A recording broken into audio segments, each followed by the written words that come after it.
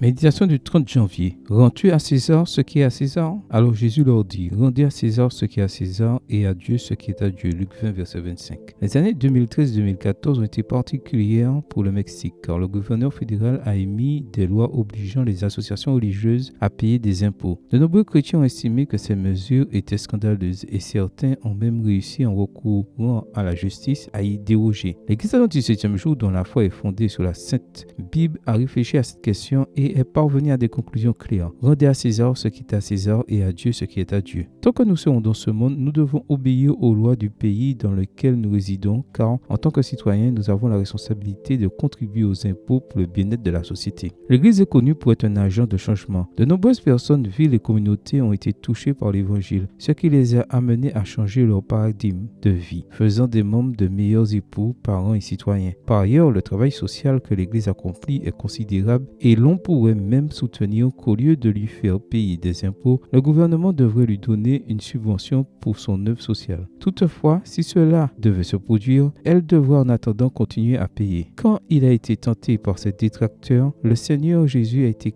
clair à ce sujet. Pour le faire chuter, ils lui ont demandé, nous est-il permis ou non de payer l'impôt à César? Luc 10, verset 22. Jésus a été un révolutionnaire de l'amour. Ses enseignements ont fortement contrasté avec la philosophie de son époque, car alors que beaucoup suivaient la loi du talion, œil pour œil et dent pour dent, lui enseignait l'amour pour les ennemis et le pardon de l'autre, jusqu'à 77 fois 7 fois. Au lieu d'encourager un soulèvement armé contre Rome, il a enseigné le paiement d'un impôt à un gouvernement oppressif et corrompu. Bien sûr, cela ne veut pas dire que le Seigneur partage la philosophie de nombreux gouvernements qu'ils maltraitent leurs citoyens et qui se servent à leurs dépens. Mais son royaume n'est pas de ce monde. Son royaume est le royaume de l'amour. Il t'a laissé un exemple de citoyenneté responsable afin que ton témoignage parle du Dieu que tu sers. Un Dieu responsable et respectueux qui, un jour, soumettra toute œuvre au jugement, y compris les actions des mauvais gouvernements. C'est alors qu'ils recevront leur rétribution pour les œuvres accomplies, bonnes ou mauvaises. Ce que Dieu te demande est de le reconnaître comme le roi de l'univers et de lui donner ton cœur en lui permettant d'établir son royaume d'amour dans ta vie, car tout est par sa grâce. Amen. Bonne journée à vous et que le Seigneur vous bénisse.